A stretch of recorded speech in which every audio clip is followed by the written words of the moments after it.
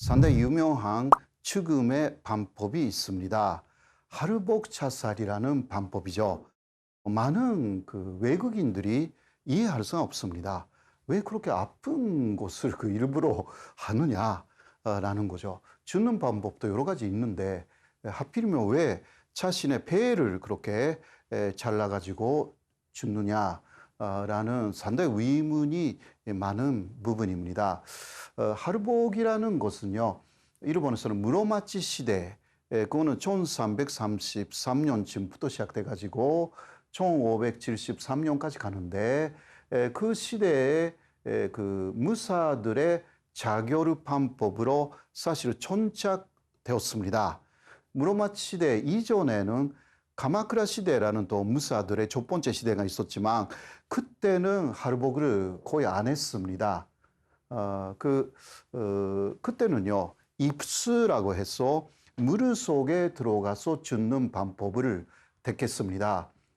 그리고 또 하르복해도요, 죽을 때까지 상당히 고통스럽게 시간을 보내야 하기 때문에 그러한 고통을 줄이기 위해서 뒤에 혹은 옆에 카이샤크, 이거 한국말로 읽으면 케착이라고 하는데 목을 조주는 사람이 있게 됩니다.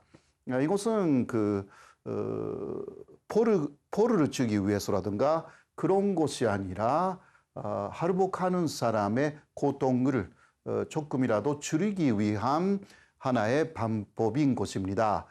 그래서 하르복 차살이 공식적인 그 방법이 된 이유는 그 카이샤크, 케착하는 사람이 반드시 옆에 나타나게 되었습니다. 그런데 그 일본의 하르복이 세계에 알려진 사건이 일어났습니다. 그거는 1868년이었는데요. 사카이 사건이라고 알려져 있는데 그 일본의 도사본은 현재 시코쿠의 고지현을 그렇게 단시 이야기를 했습니다. 도사본에 프랑스 사람들이 11명 정도가 방문을 했는데요. 도사본의 무사들은 그 프랑스 사람들을 다 살해해 버렸습니다. 이게 국제적으로 큰 문제가 되어서 당시 메이지 정부는 그 도사본에 그 책임 있는 20명 정도의 무사들에 대해서 하르복 차살을 명령했습니다. 그렇게 하여서 그 프랑스 사람들 앞에서 이제 하르복 차살이 시작됐는데요. 그게 너무 끔찍했던 모양입니다. 하르복하고 또 케짝, 카이샤크라고 해서 목을 치지 않습니까? 그런데 목을 칠 때 한꺼번에 목이 떨어지지 않는 경우가 대부분입니다. 네, 그러한 상황을 보고 프랑스 사람들이 이제 그만뒀으면 좋겠다. 너무 끔찍하다라고 해서 11명으로 끝났다고 합니다. 이곳으로 세계 엄청나게 그 일본의 하르복 방법이라는 거 알려진 그러한 사건이었습니다. 아마 이것은 그 자신 그리고 가문의 명예를 지키기 위해서 그러한 그 행위를 한다라는 사상이 강합니다.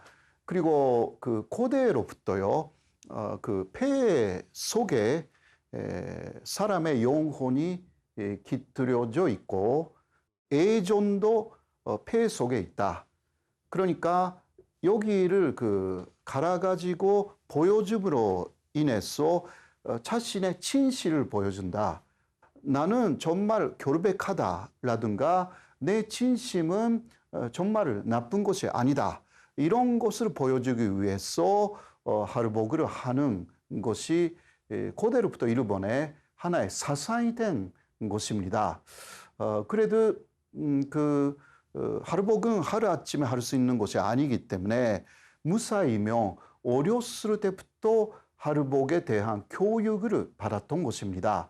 하르복의 방법이라든가 하르복을 할 때의 상황 그리고 그때 마음가짐이라든가 이런 것을 사실 교육을 받았기 때문에 그 상황이 오면 할복할 수 있는 그러한 그 마음을 가질 수가 있었다. 그렇게 이해할 수가 있는데요. 그리고 에도 시대가 되면 이 무사들의 할복이라는 것은 주군을 지키기 위한 행위로 많이 바뀌어갔습니다.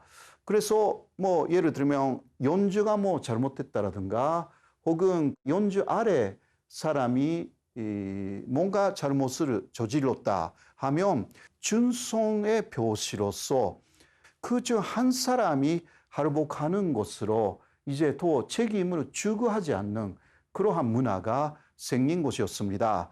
말하자면 그 신하들이 연주를 위해서 희생이 되는 이러한 그 방법으로 많이 그 사용되었습니다. 물론 포를 주는 방법이기도 했습니다. 굉장히 잘못을 한 그런 신하에게 그 군주가 혹은 윗사람이 할복을 명하는 거죠. 그러니까 예를 들면 사형으로 처해야 하는 그런 사람이라고 해도 마지막에 그 사람의 명예를 지키기 위해서 할복을 명했다. 이러한 경우가 상당히 많은 것입니다. 그래서 에도 시대의 할복이라는 것은요, 사실상 명예를 지키기 위한 수단, 이런 식으로 됐습니다. 도요토미 히데요시까지는 진짜 전국적으로 싸웠습니다. 그러나 그 이후 도쿠가 이에야스의 에도 시대에는 일본 안에서 아주 큰 전쟁이 사라졌습니다. 평화스러운 시대가 되었기 때문에 무사들도 할복하는 것이 많지 않았던 거죠, 사실. 그래도 할복은 있었습니다. 그런데 그때는 오히려 카이샤크가 상당히 중심이 됐습니다. 자신의 배를 지른 것이 그때는 무서운 무사들이 많았죠. 그래서 그냥 일본도로 원래는 그렇게 했는데 그거 못하는 무사들도 많았어요. 그래도 할복 몇 년이 벌어지면 어떻게 하냐고 하면 아주 그 짧은 칼로 혹은 그것도 못하는 무사들이 있어가지고 부채예요, 부채. 이거는 치르는 거 아니잖아요. 그냥 치르는 척 하는 거예요. 근데 기본은 뒤에서 카이샤크 해서 목을 치는 방법이 더 있었다고 합니다. 그만큼 그 에도 시대 이전하고 이후가 조금 달라집니다. 그리고 할복의 역사로 이름을 남긴 사람들도 꽤 있습니다. 일본 역사에서 굉장히 유명한 할복 사건은 아사노 다크미노 카미라는 사람의 할복 사건으로 시작되는 아코로시 48명의 이야기입니다. 아사노 다크미노 카미라는 사람이 에도성 안에 몇 년간 그 본사 활동을 하고 있었습니다. 그런데 같은 본사 활동을 하고 있는 키라 고즈케 노스케라는 사람이 모함으로 아사노 다크미노 카미를 상당히 그 나쁜 그 소문을 낸 것입니다. 거기에 화가 난 아사노 다크미노 카미는 키라 고즈케 노스케를 패려고 한 거죠. 이게 그래도 실패해가지고 에도성 안에서의 문제였기 때문에 그 에도성의 윗사람이 아사노 다크미노 카미에게 할복을 명했습니다. 어쩔 수 없이 할복을 했죠. 그런데 아사노 다크미노 카미의 또 신하들이 있죠. 그 신하들은 그 모함을 한 키라 고즈케 노스케가 문제가 있다. 그 사람을 토벌을 해야 된다라고 2년 정도 계획을 세워서 토벌을 했어요. 실제로. 근데 그 다음에 사회를 많이 어지럽혔다라고 해서 에도성의 그 48명, 이 사람들을 아코로시라고 하는데요. 이 사람들이 에도성에 들어가서 모두 할복 자살을 합니다. 이게 일본에서 유명해진 이유는 모함을 하면 안 된다라는 교훈으로 계속 그 학교 교과서에 나온 내용입니다. 그 일본은 그 칼의 역사이기 때문에 그 모함을 하는 기여를 한 사람이 있으면 그런 식으로 그 살해해 버린다. 라는 게 있어가지고 오히려 모함 사건이 줄어들었다라고 할 수가 있습니다. 현재도 그러한 영향이 좀 있는 편이라고 할 수가 있죠. 그리고 또 노기 마레스케라는 사람이 마지막으로 할복을 한 사람으로 유명합니다.